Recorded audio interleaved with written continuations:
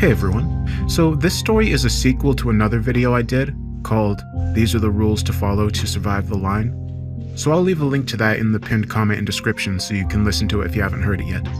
With that said, enjoy the story.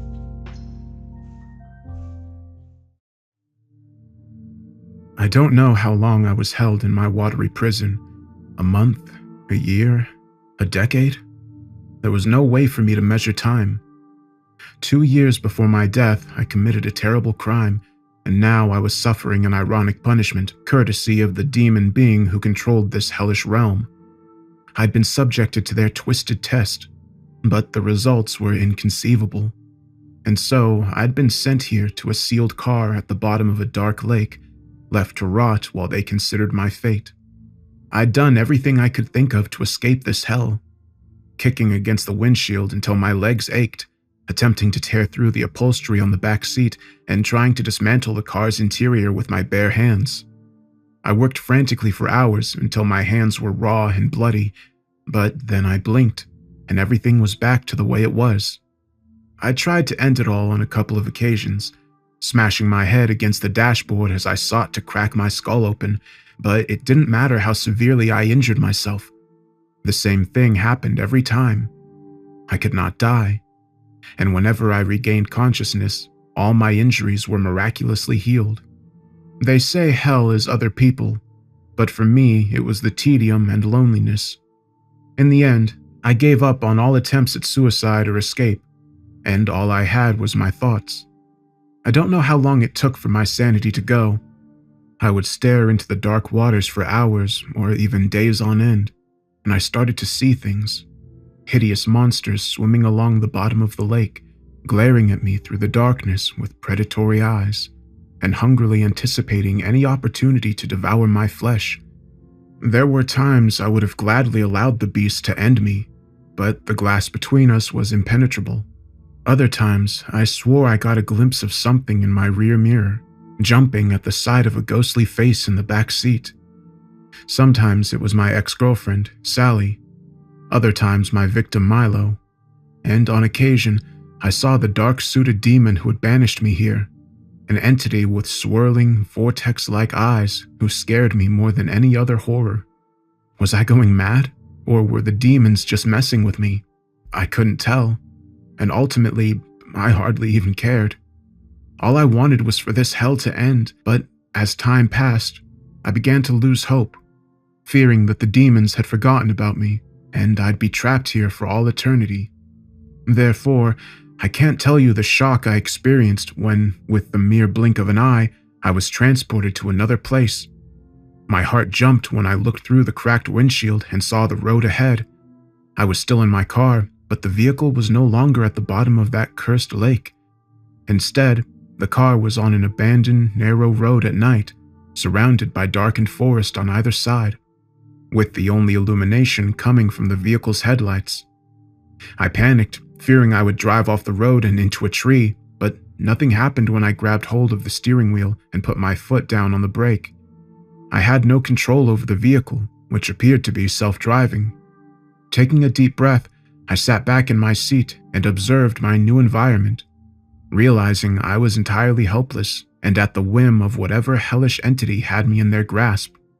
The car drove for what seemed like miles, the roads twisting and cutting deeper into the dark and foreboding forest. I tried to focus on the road, fearing what I would see beyond the tree line, but on occasion, I couldn't help but glance into the black abyss. When I did so, I swore I could see shadows moving through the woods, unidentified creatures with burning red eyes that watched me closely as I progressed through their dark realm. The road reminded me of the line of the damned souls trapped between the light and the vortex. If that had been my first test, was this my second? If not, what was the point of it? I soon got an answer, of sorts. My possessed car turned a corner, and I came face to face with a horrific scene. There was another car parked on the side of the road, identical to the one I was in.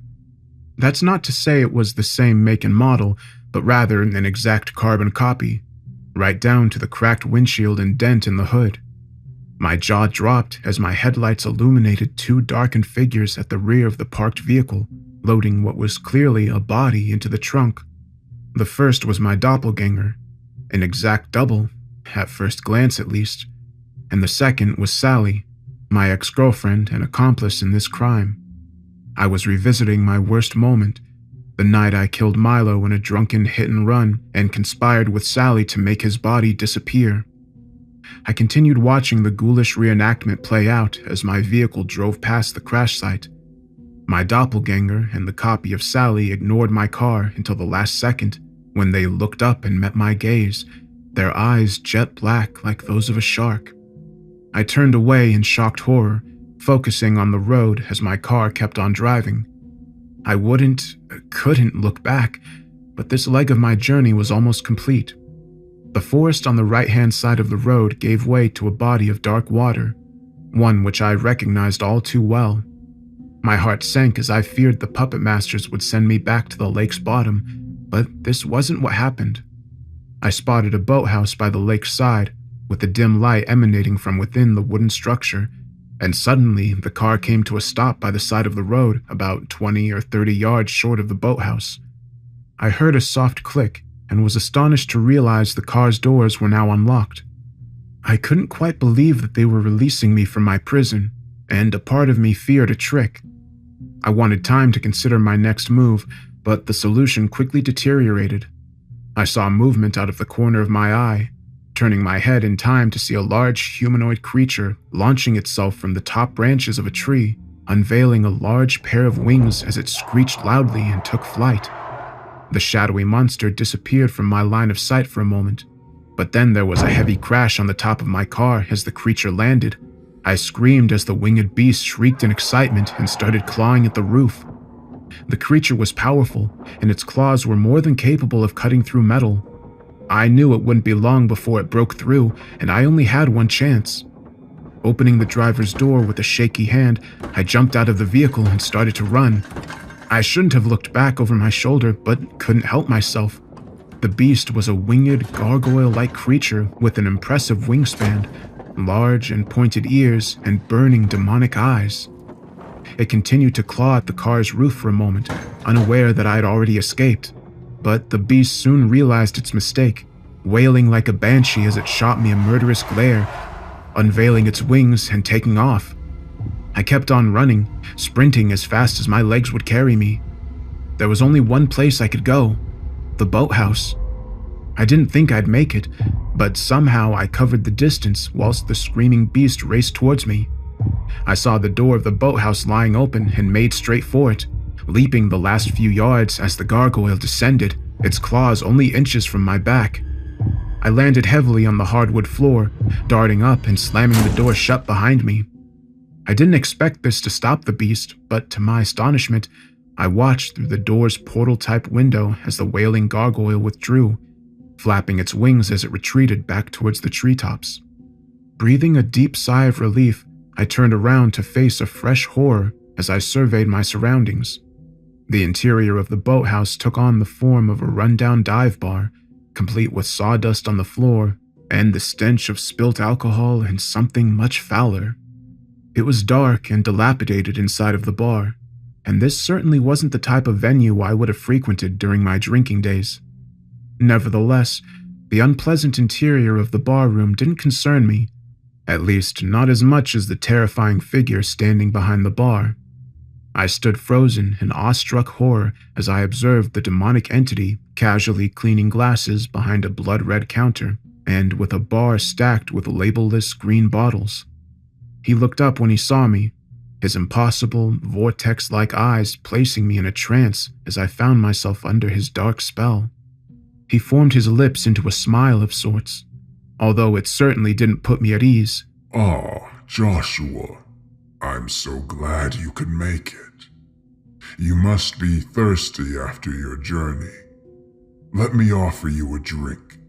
On the house, of course."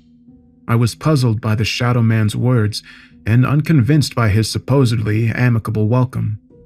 The last time I'd spoken with this demon, he'd confined me to my watery prison, warning me that a far worse fate could await me. Naturally, I was terrified of the entity and wanted nothing to do with him. I certainly didn't want to accept a drink from this demon. Nevertheless, I was now entirely under the Shadow Man's control, and before I knew it, I was slowly walking towards the bar. My feet moving, even though my brain was screaming, "Stop!" I reached the bar, but didn't dare to look into the Shadow Man's swirling and bewitching eyes. I kept my head down, focusing on the demon's immaculate dinner suit and bow tie, watching his bony hands as he grabbed 2 glasses and an unidentified green bottle from the top shelf. Scotch on the rocks. That's your poison, right? I opened my trembling lips, struggling to speak in response. I don't... But he didn't give me a chance to finish, as he carefully poured 2 glasses of smooth whiskey and pushed them across the bar towards me. Here you go, Joshua. 1 large whiskey for you, and the same for your friend over there. His bony finger pointed to the corner of the room, and I turned to face the figure sitting alone in a darkened booth, his head raised as he stared back at me. My heart beat fast in my chest and my body trembled, but I can't say I was surprised. The dark eyes glaring toward me belonged to Milo, the man I'd killed 2 years ago before conspiring with Sally to dispose of his body. The last time I saw him, Milo was being dragged into the Shadowlands by a gang of bloodthirsty demons. I felt sure they would rip him to shreds, but yet here he was, sitting in the bathroom and apparently waiting for me. I hesitated for a long moment as we locked eyes. I didn't want to go to Milo, but I couldn't run away from this. I'd done this man a great wrong, and now I needed to make amends, or at least attempt to do so. I took a deep breath, putting my head down as I walked across the sawdust-covered floor, my hands shaking as I struggled to keep hold of the 2 glasses. As I got closer, I could see Milo's mangled face, his forehead still covered in dried blood as it had been the last time I saw him. When Milo previously confronted us in the line, he'd attempted to throttle Sally and me in a mad fit of rage. I wondered whether he still desired revenge against me. I couldn't blame Milo if he did, but there was no way of predicting the ghoul's intentions from his cold, emotionless eyes. I stood over the table for a long moment, meeting his gaze and resisting the urge to recoil in disgust at his gruesome injuries. The tension was almost unbearable, and I found myself unable to speak. In the end, it was Milo who broke the silence. "Take a seat, Joshua." He pointed to the wooden bench on the opposite side of the table. I hesitated for only a second before sitting down and placing the 2 glasses on the table. Milo nodded his head before using his twisted right hand to awkwardly pick up his glass and hold it aloft. "Now then, Josh, how about taking a drink with me?" My jaw dropped as I looked down at the glass before me, feeling sick as I smelt the strong brown liquor contained within it. I glanced up at Milo's dead eyes, shaking my head vigorously as I sputtered out my response. I don't drink, Milo. I gave up after." "What?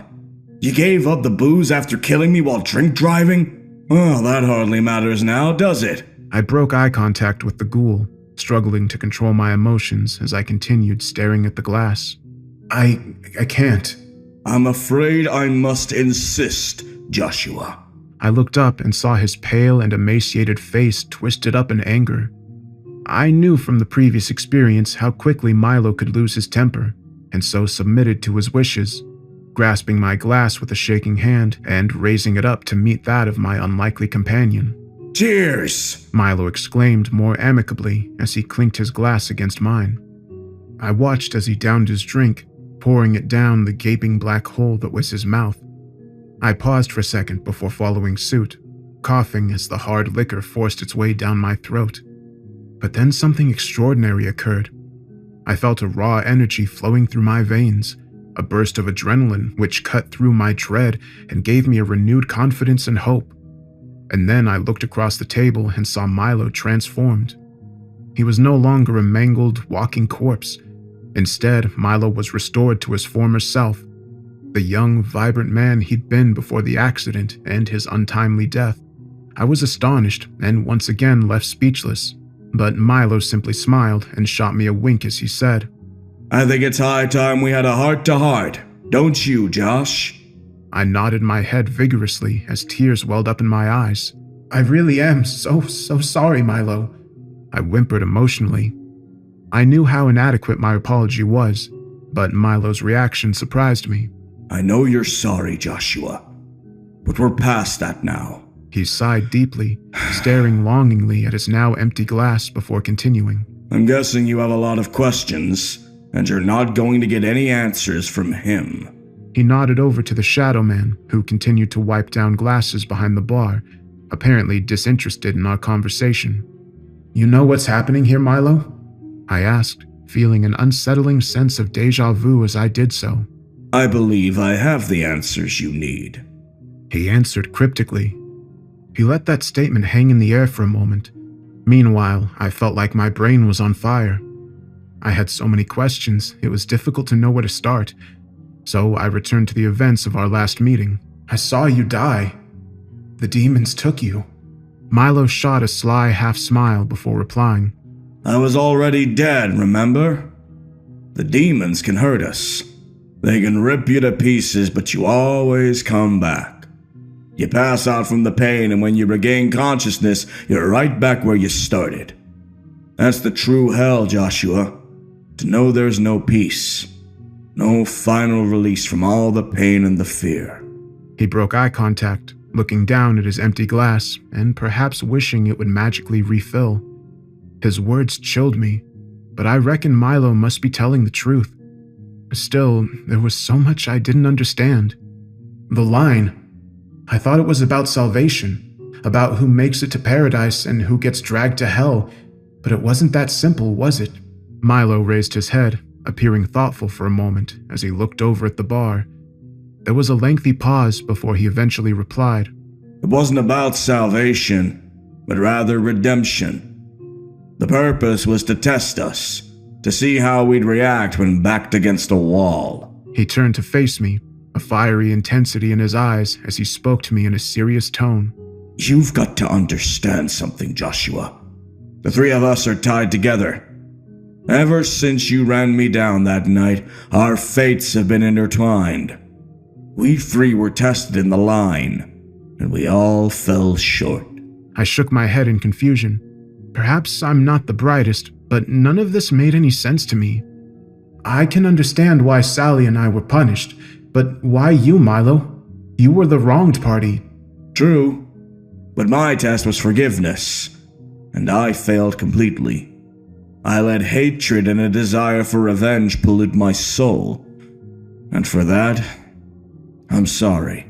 I looked into his dark eyes with astonishment, not believing what I'd just heard. Milo was sorry for not forgiving me? I reckoned he had good cause to bear a grudge, but I guess that's not how it works in the afterlife. But still, I clearly wasn't the good guy in this story, and I had wronged Milo. Not once, but twice. I failed in the line, I admitted. I should have made amends, but instead I threw you to the demons. Milo sighed deeply before replying, swallowing an old bitterness that he was trying hard to put behind him. Yes, you failed on that score, but you did what was necessary to save Sally. You sacrificed yourself for her. That's the only reason you're not in hell right now. An ice-cold chill ran through me as I realized how close I'd come to eternal damnation. But this left me with an obvious question. What about Sally? Where is she? Milo nodded ominously, like he'd been anticipating this very question. Sally is in a bad place right now, but she's not beyond redemption. We can help her. Correction, we must help her. I thought Milo was joking, but when I looked him in the eye, I saw he was deadly serious. But why would Milo want to help Sally? She was my ex-girlfriend, the woman I'd once loved with all my heart, but my feelings towards her now were complicated. I don't like the idea of her suffering, but couldn't forget how she'd behaved in the line, playing us both to save her own skin. I thought about concealing this fact from Milo, but there'd been too many lies already. You know she lied, I muttered. She lied to you, Milo. He didn't seem surprised by this revelation, and his reply confused me even further. Sally lied about some things, but not about everything. What do you mean? Milo twisted up his face like he didn't understand my question. You don't remember how you died? My brain ached as I desperately tried to think, I'd spent so long inside that damned car trying to recall the details of my death. There were fleeting memories, but nothing solid. As hard as I tried, I couldn't fill in the gaps. "I remember being in my car," was my eventual and uncertain reply. "I think I was in an accident." Milo looked visibly sad in that moment, as if he genuinely felt sympathy for me. You weren't in a car accident. But don't worry about that now. We've got to go. "Go where?" I asked as my frustration grew. Go to get Sally. She needs our help, and I promise you, Joshua, you'll find the answers you seek on our journey.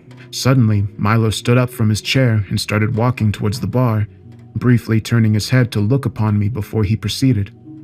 I continued to sit in the booth, confused and uncertain, but realizing Milo wanted me to follow him. I was frightened by what lay ahead, yet I didn't want to stay here in limbo. I cast a glance towards the Shadow Man, avoiding the swirling orbs he had in place of eyes. I didn't know whether I could trust Milo, but I sure as hell didn't want to stay here with him. And so I stood up on shaking legs and cautiously followed in Milo's footsteps. I deliberately avoided the Shadow Man's gaze as I walked, but noted how he casually returned to the menial task of wiping down the bar top while seemingly ignoring us both. But as Milo and I passed the bar, he called out amicably to us, saying, "Good luck, gentlemen." Milo made for the back exit behind the bar, placing his fingers on the door handle before turning his head to face me, his expression still deadly serious as he delivered a stern warning. Just remember one thing, Joshua. We have a specific mission and we can't get distracted. We are both tied to Sally and she's the one we're going in to save. We'll encounter other lost souls during our odyssey, just like we did in the line, but we can't save them. They're all fighting their own battles and will find their own way in the end. Understand? I nodded my head, even though I didn't fully comprehend the rules. I didn't know what lay ahead of me, but had little choice but to follow Milo's lead. We exited through the solid oak door and were instantly hit by a stifling heat and a heavy rain which fell upon our heads. It was still nighttime, but the vast body of water before us was dimly illuminated by the pale moonlight. But what drew my attention was the substantial island which sat to our north, upon which was built a medieval castle with high defensive walls and a round tower easily 100 feet in height. I stared at that distant tower for a long moment, focusing on a dim light in a high-up window. I can't quite describe my feelings as I looked upon that burning light. I'd been in many tough spots and witnessed many horrors, but I sensed there was an absolute evil inside of that tower, a monstrosity beyond my meager imagination. And it was watching us. I don't know how I knew this, but somehow I did. This dark entity was closely monitoring our progress through its realm, and it surely didn't welcome our presence here. I stood frozen under the biting rain, unable to divert my gaze from the ominous tower. I was conscious of a far-off storm that appeared to be heading in our direction, with distant thunder and flashes of lightning assaulting my senses. All my instincts told me to turn and run, but Milo gave me strength, grabbing my arm firmly and forcing me to look him in the eye. We need to get to the island. We've got to do this. For Sally. For Sally, I repeated uncertainly, as I looked away from the horizon and followed my unlikely ally down the slope leading to the lakeside. I saw a jetty leading out into the dark water. It appeared all too familiar, but I tried not to dwell on this. At the end of the dock was a small rowboat piloted by a dark figure, clad from head to toe in black robes, his face hidden by a hood which covered his head. Milo walked down the jetty and towards the waiting boat, but naturally I hesitated, glaring suspiciously at the hooded figure as I questioned his intentions. Milo turned to face me, visually sighing as he noted my hesitation. Come on, man, he exclaimed, raising his voice to be heard over the downpour. This is the only way to cross the water. I took a deep breath before proceeding. We took our places on board the small boat, and I tried my hardest not to look at the hooded pilot as we cast off. I dreaded to imagine what he had hidden underneath his hood. I don't know how the boat propelled itself. We weren't rowing, and there was no visible engine, but yet we moved steadily across the dark lake, slowly getting closer to the cursed isle. The lake's surface was bombarded by raindrops, but otherwise the water was still, at least at first. I looked down at the dark water and saw the first ripples. As yet unidentified creatures began to rise from the depths. I gasped when I saw the first of them. A rotting corpse, somehow still living despite the skin and flesh falling from its body. The zombie-like creature stank to high heaven, its dead eyes full of rage and hunger as it focused upon our boat and ferociously swam towards us. I feared what the ghoul would do to us, but a moment later, a second corpse broke through the surface, promptly attacking the first. Soon, the two zombies were tearing at each other with their bare hands and nails, roaring like wild animals, then slowly dismembering each other until the rotting remains sank beneath the surface. This scene was soon replicated across the lake and on all sides of our little boat as dozens of zombies emerged and violently fought against each other, ripping bodies to shreds and filling the lake with blood. A few managed to fight their way through the scrum of bodies, desperately approaching our boat with their arms outstretched, but our hooded pilot soon saw them off, hissing and scaring the dead, forcing them back under the water. After a while, I no longer feared the zombies. Instead, I pitied them. But I remembered Milo's words. We couldn't help these people and had to focus on our mission. Thankfully, we soon navigated through the lake of the dead, although our situation certainly didn't improve once we reached the island. The pilot would not land on the shore, and so we were forced to wade through the shallows to get to the beach. I didn't look back as the boat left us behind. We climbed the steep, muddy slope up from the beach, climbing to the top where we witnessed the monstrous castle in all its terrible glory. The high and thick walls were surrounded by a defensive moat with a drawbridge allowing us to cross. The heavy gates lay open, but the castle was far from undefended. I looked up at the top of the walls, horrified to see winged monsters perched on the turrets, glaring down at us with a murderous intent in their red, glowing eyes. I recognized the beasts, noting their close resemblance to the monster who'd attacked me in the forest, except now there were many of them, 13 at my quick count, all watching us closely as we advanced towards the drawbridge. As always, I followed Milo's lead, but I sensed that he too was scared, noting how his body trembled as he avoided looking at the gargoyles. We reached the drawbridge and began walking across, our boots thumping on wooden planks as we struggled not to slip on the soaking wet surface. I made the mistake of looking down into the deep moat. In the dark waters below, I saw snapping beasts, trapped predators who surely sensed our presence above them, no doubt hoping Milo and I would slip and fall so that they could feast upon our warm flesh. But the unidentified monsters at the bottom of the moat weren't our primary concern. We were halfway across the bridge when we heard a terrifying screeching from above us. I fearfully glanced up in time to see several of the gargoyles taking off from the castle walls, extending their wings as they soared down towards us, their razor-sharp claws extended and their red eyes burning with a predatory zeal. Run! Milo screamed as his cool demeanor broke down. I didn't need to be told twice as I sprinted toward the castle gate with Milo by my side, but I didn't think we'd make it. The lead gargoyle was only a few feet above me, wailing like a banshee as it prepared to dig its claws into my back. But suddenly, I saw a projectile flying through the air, turning to watch as the bolt hit the winged monster in its right leg. The gargoyle shrieked in pain, abandoning its attack as it retreated, flying upwards and back to the safety of the battlements above. A moment later, and a second bolt was fired, striking another monster and penetrating its pale flesh. Before long, all the gargoyles were retreating, abandoning their assault under fire. I turned my head, looking back across the moat to see our savior. The figure illuminated by the moonlight was instantly recognizable, even though he had taken on a different form. The vortex-like orbs he had instead of eyes were a dead giveaway. It was the Shadow Man, except he'd now traded his tuxedo for a suit of armor and his bar rag for a crossbow. He nodded at me as he lowered his weapon, and I nodded back in thanks. Although, in truth, I was very confused. For so long, I believed this entity was my enemy, committed to punishing me for my sins. but now he'd saved us both. I looked to Milo, and I guess he read my mind, because he promptly offered me an explanation. He offers us protection, but it has its limits. We're permitted entry to the castle, but we'll need to work quickly.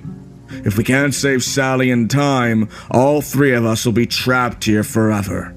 I stared at Milo in astonishment. How could he have kept this from me? What else did he know that he wasn't telling me? I was angry and scared, but also filled with a fiery determination. It's difficult to explain, but for so long my existence has been empty and without purpose. But now I had a mission, a chance at redemption. I was beginning to understand what Milo meant. I felt it deep inside of me, realizing that the three of us were tied together in death. We had to find Sally and bring her home. It was our only chance to avoid eternal damnation. We entered the gates without further incident, the wounded gargoyles cackling in annoyance as they watched us from the battlements. Once again, Milo led the way as he negotiated a series of narrow, twisting alleyways and advanced further into the castle's interior. My companion knew the way, and so I assumed he'd been here before. But Milo was clearly far from comfortable in this environment, his cool composure now gone as he frantically darted from shadow to shadow in an attempt to remain unseen. I followed his footsteps, noting how the rain had become even heavier, to the point where it physically hurt when it hit my skin. The storm was closer now too, with the din of thunder near deafening and the lightning temporarily illuminating the tight alleyways before they returned to darkness. I occasionally glanced upwards at the foreboding tower which dominated the skyline, but I couldn't bear to look upon it for long.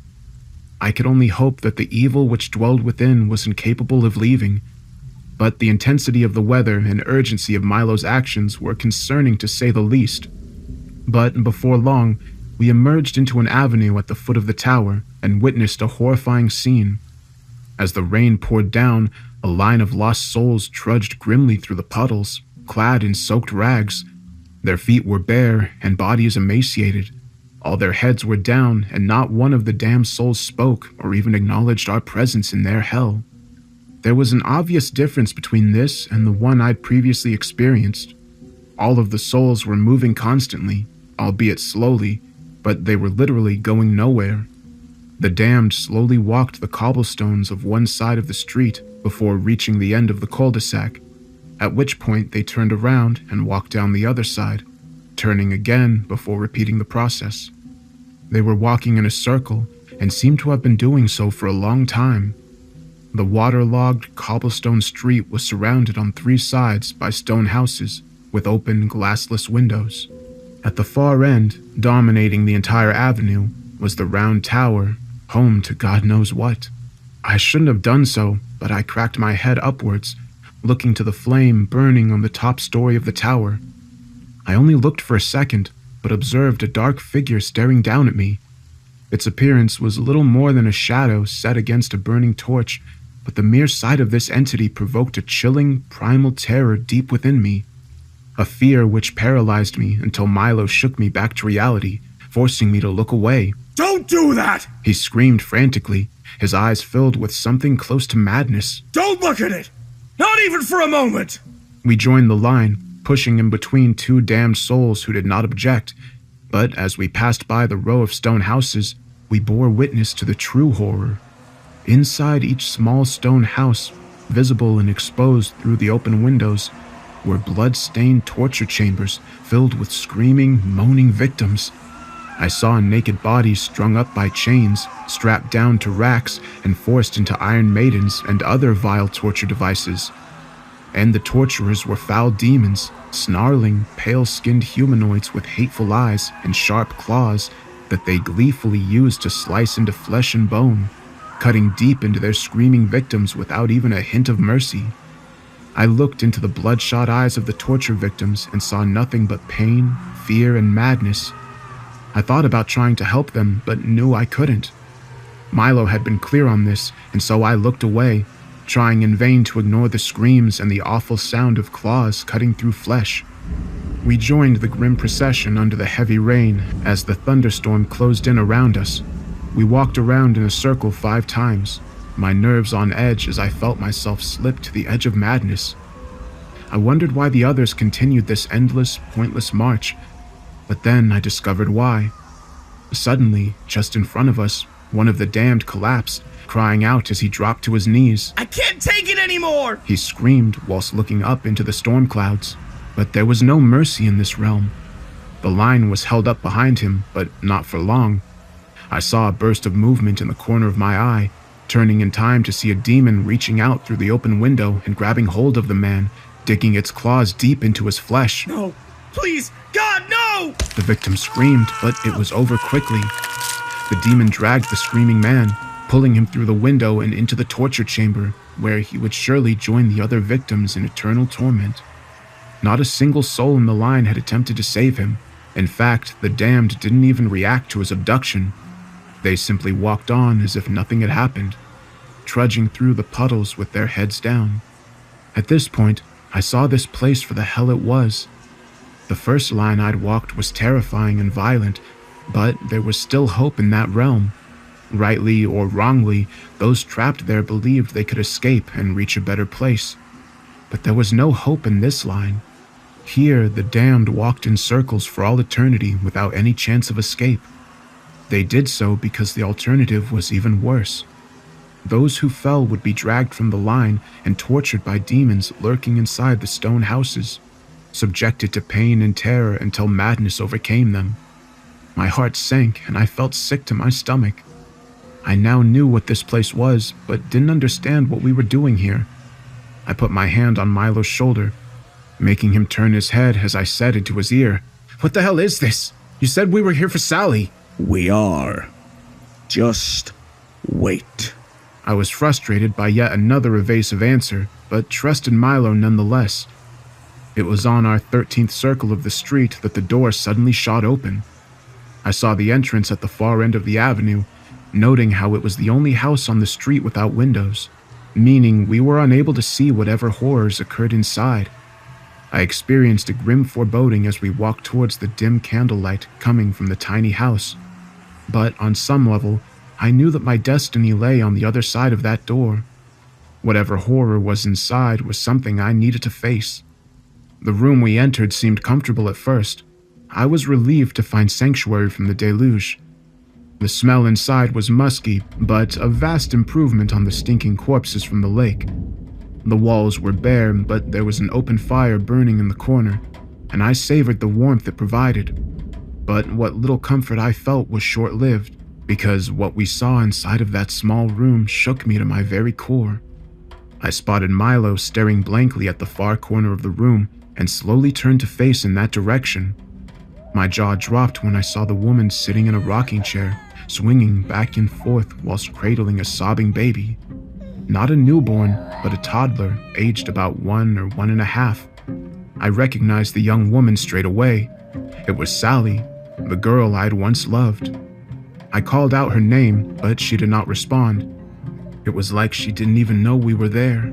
Sally's brunette hair was tied back in a ponytail. Her face was drawn, and there were bags underneath her eyes. She looked exhausted, and yet her green eyes were full of joy and happiness as she comforted the child, singing a sweet lullaby as she gently rocked him back and forth. I looked down at the baby boy in Sally's arms, and something clicked in my brain, but I still couldn't quite put the pieces together.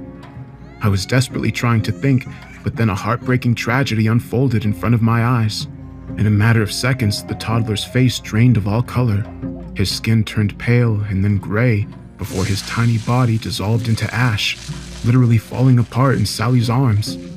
But the true horror was my ex-girlfriend's reaction.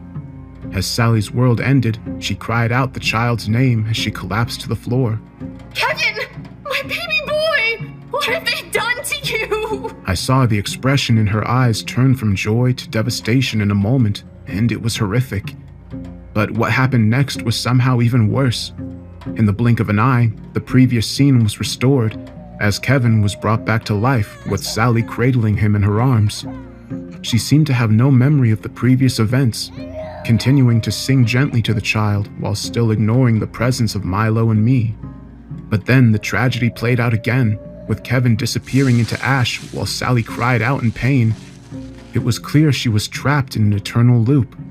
This was her torture, shock to see the child under her care die in her arms over and over again until she was eventually driven mad with grief. This was Sally's hell. The terrible truth should have been obvious, but still my brain couldn't quite connect the dots. There was a heavy roar of thunder from outside the open door, which made me jump. The storm was right on top of us now, with the damned barely able to stand, let alone walk under the heavy wind and rain. I don't understand. Why is this happening? I asked whilst looking at Milo. My companion lost all patience at this point, grabbing me roughly by the shoulders and shaking me vigorously as he screamed in my face. For God's sake, Joshua, we don't have time for this! Look at the child's face! Really look and you'll see the truth! I did so, focusing on the boy's deep blue eyes, which were almost identical to my own, and then it finally clicked. A wave of emotions and memories came flooding back, and I remembered the painful truth. Kevin was my son. Sally had left me 2 years before. Our relationship couldn't survive the shared guilt over Milo's death. She'd moved to the other side of the country and broke off all contact. The breakup was devastating for me at the time, but I did try to move on with my life. What I didn't know was that Sally was carrying my child, a son I would never meet. I now remembered the phone call I received from Sally's father one rainy afternoon. I could tell from the tone in his voice that it was bad news. Sally was dead, killed instantly when her car was hit at the intersection by a long-haul truck driver who had fallen asleep at the wheel. She was killed instantly, as was Kevin, who was sitting in the child's seat in the back. I attended the funeral, barely functioning as tears rolled down my cheeks, and I watched the 2 coffins being lowered into the ground, mother and son put to rest together. My grief was shared by Sally's parents, family, and friends, but I also felt an unbearable guilt, because I knew that Sally and Kevin would still be alive if it wasn't for the terrible mistake I'd made 2 years before. My life spiraled out of control immediately after the funeral. I started drinking again in an attempt to dull the pain, but it wasn't enough. I was plagued by nightmares of the accident that night, and of Sally and Kevin's terrifying final moments. I couldn't take it any longer. I did get into my car that night, but didn't drive anywhere. The garage door was sealed shut when I turned on the engine, closing my eyes and allowing the toxic fumes to enter my lungs. I lost consciousness and slipped into eternal darkness, waking to find myself standing in the line with almost no memory of the events which led to my death. I'd assumed Sally was lying when she spoke about our son, but this was only because I could not remember, as perhaps my brain had blocked out the trauma. Sally had changed some details, or perhaps her own memory was fuzzy, but now I could see her love for Kevin was genuine, and her grief at losing him was devastating. I was still trying to process this revelation when my attention was drawn to the outside. Suddenly, a powerful bolt of lightning struck the street directly outside. The bolt was so bright that it temporarily blinded me, and the impact shattered the cobblestones, breaking the ground wide open as a deep crevice emerged, quickly expanding in size as screaming souls fell inside, plummeting down into the darkness. The buildings on each side of the street began to collapse as huge cracks grew, coming ever closer to the house we occupied while swallowing up everything in its path. Milo grabbed my arm so tightly that it hurt, and he screamed in my ear loud enough that it could be heard over the chaos. It's now or never, Joshua! You need to get through to her! Do it now, or we're all screwed! I nodded my head, taking a deep breath as I turned to face her. Sally was oblivious to all the chaos occurring around her, continuing to rock and sing to Kevin even as the whole world collapsed down upon our heads. Sally should have been dealt with delicately, but there was no time for this. I grabbed her roughly by the shoulders, shaking her until she acknowledged my presence. She cried out whilst grasping a tighter hold of Kevin, pulling him closer to her. She took a moment to recognize me, as my sudden appearance in her world was entirely unexpected. Joshua. She muttered weakly. Josh? Is it really you? I bit my lip, attempting to ignore the turmoil outside the door as I tried desperately to bring my ex back to reality. Yes, Sally, it's me. Now listen. Josh. She interjected, still oblivious to the situation developing around her. So sorry, Josh. I should have told you the truth. Thought I was doing the right thing, but I was wrong. She paused, looking down at the still crying toddler in her arms. Josh, this is your son. A beautiful baby boy. Masonry and debris were falling from the ceiling above us, and Milo was screaming in my ear. I had run out of time. "Sally! That is not our son!" She opened her mouth in dismay, replying angrily through trembling lips. How dare you, Joshua? How dare you say that? "Sally, we have a son, but that's not him. This is all a trick. You need to snap out of it right now." Screw you! She swore whilst tightening her grip on the baby. I'd reached the end of my tether and decided that direct action was required. It broke my heart, but there was no other choice. I reached out, grabbing at Kevin and pulling with all my strength. She reacted predictably, crying out as she desperately fought against me. No! What are you doing? Let go! But I couldn't do this. The struggle lasted mere seconds, but it seemed like an eternity. Sally fought with all her strength, but I was able to pry the baby from her arms, although her maternal screams brought a chill down my spine. I held Kevin in my arms for a brief moment before his skin went gray and his tiny body turned to ash, slipping through my fingers and falling to the ground. This event finally woke Sally from her trance, her eyes widening as she surveyed her surroundings. What the hell? Where am I? Then she looked to the doorway and her face froze with horror. Oh my god! I turned my head and saw what she meant. The street outside had now vanished, falling into the ever-expanding sinkhole which was swallowing up everything in its path, and the small room we occupied was collapsing around us. The ground shaking as we dodged huge slabs falling from the ceiling. I looked into Milo's eyes and saw nothing but blind terror. I'd completed the task assigned to me, but was it already too late?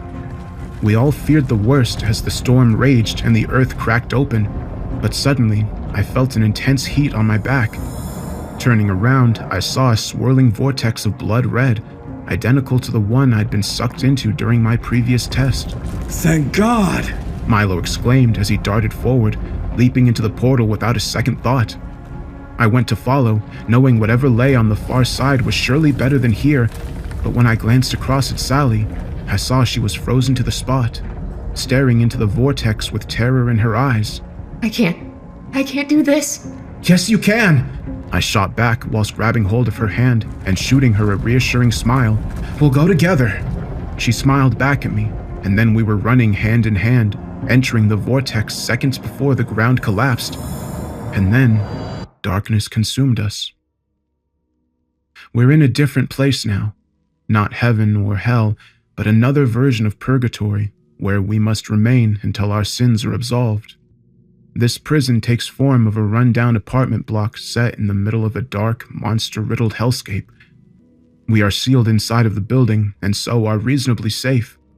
Sally, Milo, and I are still bound together, forced to live in this tiny apartment. Our neighbors are a motley crew of bizarre individuals, all serving their own sentences for various sins committed in the mortal realm. The block warden is an odd man, helpful and friendly up to a point, although I sense a deep sadness in him and suspect he is on his own journey of redemption. This isn't a pleasant place to inhabit, and the three of us are often at each other's throats, but in a strange way, we three are like family now. And as bad as this complex can be, we know there are far worse realms we could be sent to. The Shadow Man continues to oversee us, communicating very occasionally through a one-way telephone installed in our apartment. We know there's still time to be served, and we're all willing to do so, if only because we have hope for the future. We may be dead, but we still have dreams. Milo is waiting for the wife he left behind, looking forward to their eventual reunion. As for Sally and me, our goal is to find our baby boy, to reach whatever level of the afterlife his innocent soul inhabits. When that day comes, we'll become the family we always should have been, and our past sins will be swept away.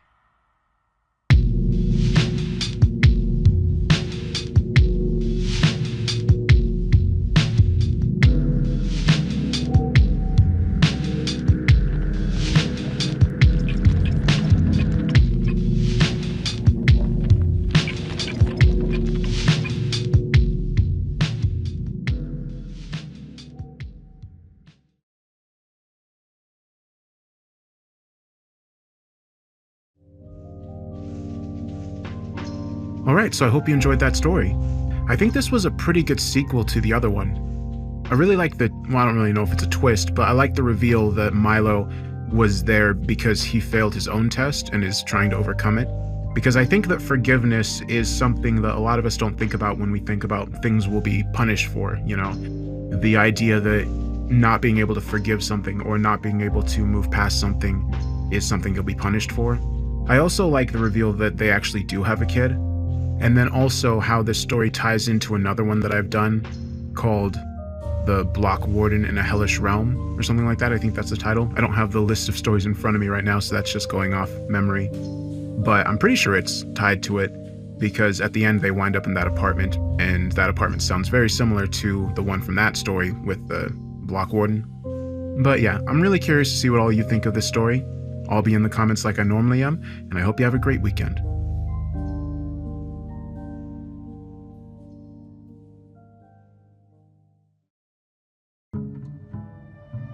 I awoke to chaos, my senses being simultaneously overwhelmed.